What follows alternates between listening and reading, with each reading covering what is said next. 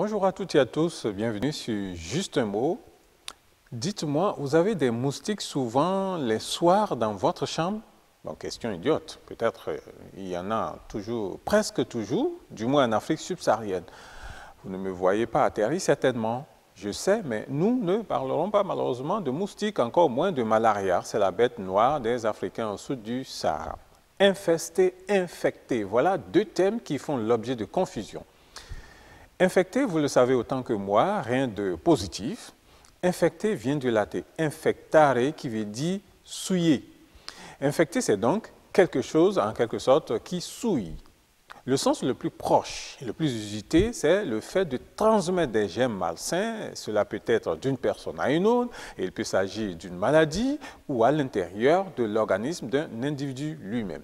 Une plaie infectée, par exemple, c'est une plaie ouverte, certainement ayant manqué de soins, à développer donc des germes pathogènes, comme les médecins le disent, mais nous allons dire, nous, maladie. Un organe peut être infecté, comme le foie par exemple, les poumons, et cela entraîne comme conséquence, l'organe porte des germes ou des éléments qui lui sont étrangers, forcément, ne sont pas pour lui faire du bien.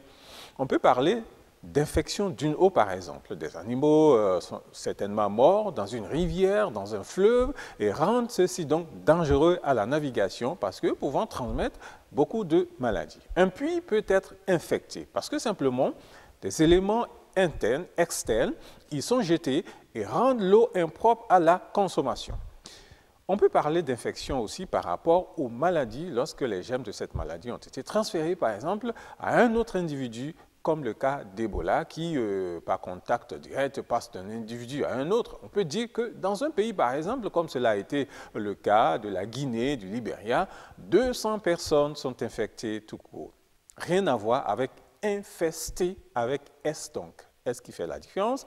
Infesté qui vient du latin infestus, qui signifie simplement hostile. Et cette signification, justement, nous donne approximativement le sens du terme.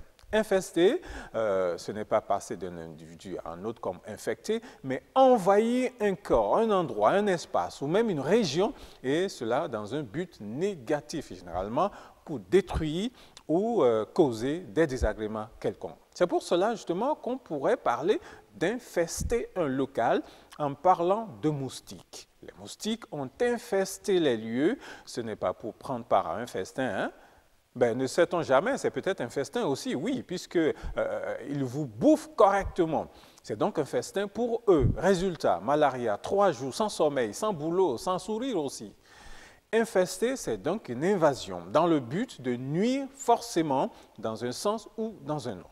On parle des rats ou de tout autre rongeur qui infeste les champs, ou aussi généralement dans le Sahel, on parle de criquets qui infestent les champs et ça ne donne pas un joli spectacle, hein. On peut aller loin et parler par exemple de rebelles qui ont infesté une ville ou une région par exemple. Alors, ne laissez pas les envahisseurs infester vos chambres. Je veux parler justement des rats qui vous prennent tout ce que vous avez comme nourriture et vous laissent tout simplement leur fiente. Et les moustiques qui vous boivent le sang et vous laissent tout simplement le palu.